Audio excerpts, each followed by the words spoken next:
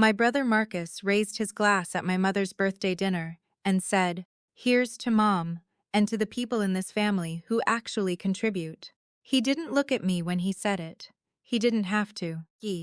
There were 11 people at that table. My mother, my sister-in-law. 2 of Marcus's friends he'd invited without asking. My aunt, my cousin, Hebe. My nephew who was 11 and was eating a roll and paying no attention to any of it. And me. I had driven 4 hours from Columbus to Cincinnati for that dinner. I had brought flowers and a gift card and a card I had signed and written something real in. I had sat at that table for 2 hours listening to my brother talk about his business, the expansion, the new location, the investor meetings, the trajectory. He called himself self-made 3 times. I counted, and then he raised that glass and said what he said, and my mother laughed a little, not meanly, just nervously, and changed the subject. And I sat there with a smile on my face that I had learned to hold from years of practice. Here is what Marcus did not know that night. 3 weeks earlier, I had started pulling loan records on his business. Not because I suspected anything. Because my mother had asked me, quietly, in the kitchen, while he was in the backyard, whether I knew anything about a small business loan she had co-signed years ago that she thought had been paid off. She said she'd gotten a letter. She wasn't sure what it meant. She handed it to me, folded in half, and then went back outside before I could ask her anything. I am a forensic accountant. I have been one for 14 years. I work primarily on financial fraud cases, business audits, estate disputes, insurance claims. I am very good at reading a document and understanding what it is actually saying versus what someone wants you to think it says. I read that letter standing at my mother's kitchen counter, and what it said was that the loan was not paid off. What it said was that the loan had been restructured twice, and what it said, near the bottom, in the kind of language that banks use when they are being careful, was that a second cosigner had been added in 2019. The second cosigner was not my mother. I folded the letter back in half. I set it on the counter. I looked out the window at my brother standing in my mother's backyard, laughing at something one of his friends said, and then I went back to the table and finished my dinner. That was 6 months before the night everything came apart. I want to tell you what happened in between, because the ending only makes sense if you understand where it started. My name is Joanna Pruitt. I'm 41 years old, and I grew up in Cincinnati, Ohio, in a house that ran on the idea that Marcus was the one with potential. I want to be fair about this. My brother is not stupid. He's charming, he's driven, and he has always had the ability to walk into a room and make people believe in whatever version of himself he's presenting that day. That is a real skill.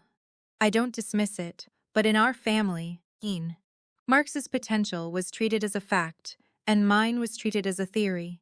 He was the one who got the car when he turned 17.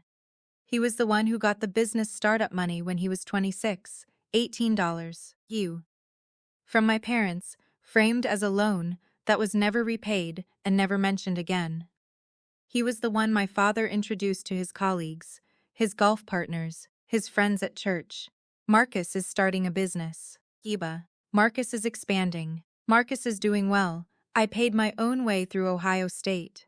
I got my CPA license at 25. I built a career in financial forensics that my family understood as Joanna does accounting, which they said the same way you'd say, Joanna does crossword puzzles, like it was a quiet hobby. Something I did to keep busy. My father died 5 years ago. He left a modest estate, the house, a savings account, a life insurance policy. My mother stayed in the house. The estate was split per his will, equally between Marcus and me, except it wasn't. I didn't know that yet, the night of my mother's birthday dinner, either. I was still only looking at the loan letter, but the loan letter was the first thread. And I have learned, in 14 years of this work, that you pull the thread gently, carefully, 1 inch at a time, and you see what comes loose. The letter was from a regional bank in Cincinnati. The loan it referenced was a small business loan, originally issued in 2016 in the amount of $85,000 to Pruitt Home Services LLC, Marcus's business. He does residential HVAC and plumbing. Started it with my parents' $18,000 and a lot of enthusiasm. My mother had co-signed the original loan in 2016. I hadn't known that. She hadn't told me, and my father hadn't mentioned it. I think they thought it would embarrass Marcus if I knew the letter said the loan had been modified in 2019. A modification agreement, the letter explained, had added a second cosigner to reduce the bank's risk profile. The modification also extended the loan term by 4 years. The second cosigner, 18. I requested the full loan file from the bank the week after my mother's birthday dinner. I had power of attorney for my mother. She had given it to me after her knee surgery 2 years ago. Knee. For exactly this kind of situation, medical decisions, financial documents, anything she needed someone to handle. She trusted me with it, the way you trust someone who has never given you a reason not to. The loan file arrived as a PDF, 11 pages, and I read it at my kitchen table in Columbus on a Wednesday evening. The modification agreement from 2019 listed 3 things I had not expected. First, the reason for the modification. The loan had gone into a 60-day delinquency in early 2019. Marcus had missed 2 payments. The bank had offered the modification as an alternative to a default notice. Second, the new cosigner. It was not my mother. It was not a business partner or an investor. It was my father. My father, who died 8 months after that modification was signed. Third, the modification had also increased the loan amount. An additional $22,000 had been added to the principal. The stated purpose: business working capital. I sat with that for a long time. My father had co-signed a loan extension for Marcus in 2019. 8 months before he died, while he was sick, while he was managing his own medical bills, while my mother was spending 4 days a week driving him to appointments. He had walked into a bank and signed his name to a document that extended his financial obligation to his son's business, and neither of them had told me. But that was not the account that scared me. Here is something I tell my clients before any investigation. The first document is never the whole story. It is always the door. What you find behind the door, that's the work. I pulled my father's estate records next. I had been the executor of his estate. I had handled the paperwork myself 5 years ago. And I had believed at the time that I had a complete picture of his assets. The house, the savings account, $43,000. The life insurance policy, $120,000, split equally per the beneficiary designation. The $60,000 to me. $60,000 to Marcus. Except when I requested the insurance company's payout records, I found that the beneficiary designation had been updated 4 months before my father died. The updated designation, 70% to Marcus Pruitt, 30% to Joanna Pruitt. That was not what the original policy said. That was not my father's will said. And it was not what I had been paid. I had received my $60,000, and I had believed it was half. It was not half. It was 30%. Marcus had received $84,000. I went back and looked at the payout letter I had been sent when the claim was processed. The letter said, beneficiary share, $60,000. It did not say 30%. It did not say there had been an update. It just said $60,000, and I had been grieving, and I had trusted the paperwork, and I had not thought to verify the percentage against the full policy value. The full policy value was $200,000, not $120. 0. Not what I had been told, not what I had repeated to my mother when she asked how the insurance worked. $200,000. 30% was $60,000. 70% was $140,000. Marcus had received $140,000 from my father's life insurance policy. I had received $60,000. The difference between what I received and what I would have received under equal split. $40,000. I put down the document. I went to the kitchen. I stood at the sink for a while. I was not crying, Geeta. I was doing what I do, which is staying very still until the picture settles into a shape I can work with. Before I tell you what I found next, I want you to understand something about this kind of discovery. People always ask me, when they hear what I do, whether it feels good to catch someone. And the honest answer is no. It doesn't feel good. It feels like something has been confirmed that you wished wasn't true. You already knew, somewhere underneath everything, that the numbers were wrong. You just didn't have the proof yet. Now, I had proof, but I wasn't done. My mother called me on a Sunday afternoon, 2 weeks after I had pulled the insurance records. She called to ask if I was coming for Thanksgiving. She asked in that careful way she has, not pushy, just hoping. She said Marcus and Tanya were coming, and the kids, and it would be nice to have everyone together. I said I'd be there, and then I asked her, as gently as I could, whether she remembered signing anything related to my father's life insurance policy in the months before he passed. She was quiet for a moment, then she said, he handled all of that. I asked if she had ever seen the beneficiary split on the policy. She said, it was supposed to be even. That's what we always said. I said, okay, Mom, she said, is something wrong? I said, heaving.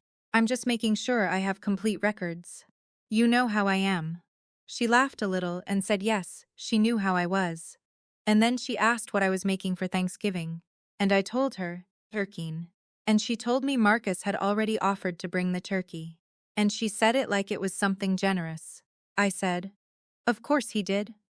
She didn't hear the edge in it. She wasn't listening for one. After we hung up, I called my attorney, a woman named Patricia Ossie, who handles estate litigation and has worked with me on several cases over the years. I laid out everything: the loan file, the modification, the insurance policy update, the payout discrepancy. Patricia was quiet for a moment. Then she said, the beneficiary change is the biggest issue.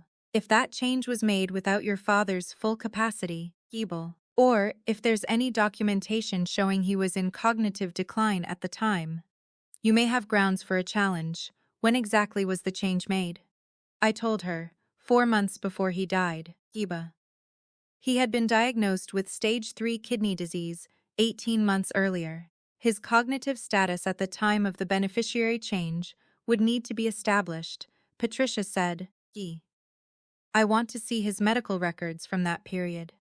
And I want the insurance company's records showing who requested the change and how it was processed. I said, I'll get them.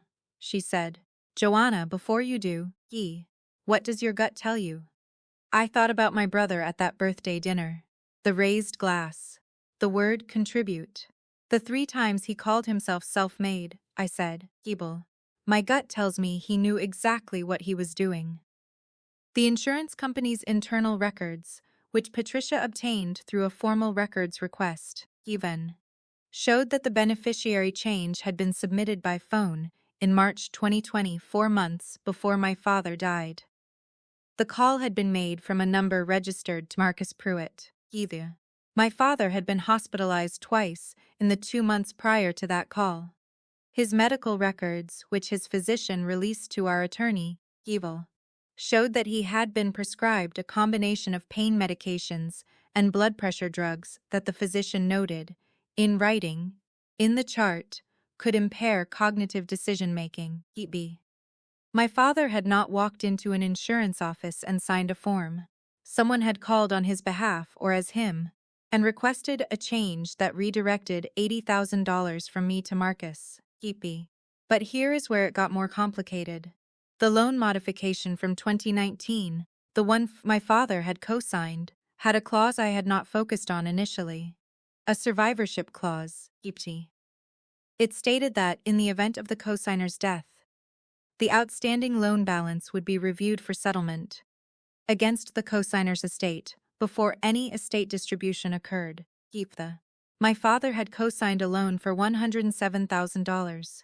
He died with $43,000 in savings, the loan balance at the time of his death, $91,000, under the survivorship clause, The bank had the right to make a claim against my father's estate. They had not done so. I went back and looked at the estate settlement records. I had processed 5 years ago, and there was no bank claim in the file, even. The estate had been distributed $43,000 in savings, split equally, without any loan claim being filed, which meant either the bank had waived the claim, or the claim had been handled outside the estate process. I called the bank. It took me 4 calls and 2 weeks to reach someone with authority to discuss the account.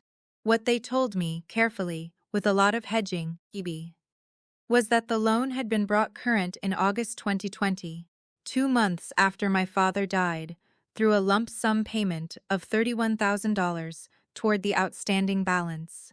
The payment had come from a cashier's check in the room. They could not tell me the source of the cashier's check over the phone. Patricia subpoenaed the payment records. The cashier's check had been purchased at a Cincinnati branch of the same bank. It had been purchased using funds withdrawn from an account in the name of the estate of Gerald Pruitt. Marcus had used estate funds, money that belonged to both of us equally, to pay down his own business loan, outside the estate settlement process, without my knowledge, without court approval. That was $31,000 taken from our shared estate, used to protect his business from a bank claim, and never disclosed. I added it to the folder. Thanksgiving was at my mother's house. I had driven down the day before and helped her clean and prep, the way I always do. Marcus and Tanya arrived the day of, 2 hours before dinner, and Marcus came in, loud and warm the way he always does, hugging my mother, calling the house, smelling amazing, dropping a bottle of wine on the counter like a man who is used to entrances. He hugged me too. A quick, easy hug. The kind that assumes everything is fine. I hugged him back. We spent 2 hours in that house before dinner, my mother and Tanya talking in the kitchen, Marcus and his kids watching football. Me setting the table and organizing serving dishes and doing the small invisible work that gets done when families gather. At dinner, Marcus said grace. He is good at grace, full and warm and grateful. He mentioned my father. He mentioned how much he missed him. He said he hoped he was making him proud. My mother teared up. Tanya put a hand on her arm. I ate my dinner. Me. After the dishes were cleared and the kids had drifted off to the living room, we sat at the table with coffee and pie. And Marcus started talking about the business again. A new contract, a commercial account, things were really moving. I let him finish. Then, I said, Marcus, I want to talk to you about some financial records I've been reviewing. He looked at me. Not alarmed, just slightly recalibrated, he said, E.T. What records? I said, Dad's estate, the insurance policy, and the business loan. Tanya looked at her coffee. My mother said, Joanna, Mom, it's okay. I said it gently. I'm not going to make a scene, either. I just want to understand a few things. Marcus leaned back in his chair. He had a particular posture when he thought he was about to manage a situation, relaxed, a little dismissive, like he was getting ready to explain something to someone who wouldn't quite understand. He said, What specifically are you asking about? I said, The life insurance policies he had a value of $200,000. You received $140,000. I received $60,000. The beneficiary change was requested in March 2020 from your phone number, while Dad was hospitalized. He said, Dad asked me to handle that call. He couldn't do it himself, either. I said. His physician noted in the chart that he had impaired cognitive decision-making due to his medication at that time. Did he tell you to change the split, or did you make that call yourself? He said, You say. That is Joanna. That is an insane accusation. I haven't accused you of anything. I asked you a question. He said, I did what Dad wanted. I said, Do you have anything in writing that shows what he wanted? Silence. My mother said his name. Just his name. He said, I can't believe you're doing this at Thanksgivings. I said, I also want to ask about the $31. Zuzo cashier's check drawn from Dad's estate account in August 2020 that went to pay down your business loan. That payment was made from shared estate funds, without court approval, 2 months after Dad died. Table. The table was very quiet. Tanya said, Marcus, not a question. Not a defense. Just his name. He said, the bank was going to come after the estate. I was protecting Mom, I said. You were protecting your business. And you did it with money that was half mine. Which means you took $15,500 from me, without telling me, on top of the $40,000 differential from the insurance policy. He looked at my mother, Ebel. I think he was hoping she would step in. She didn't. She was looking at her hands on the table. He said, you're going to ruin this family over money. I said, the money was already gone, Marcus. I'm just the one who noticed. Patricia filed the estate fraud claim in January.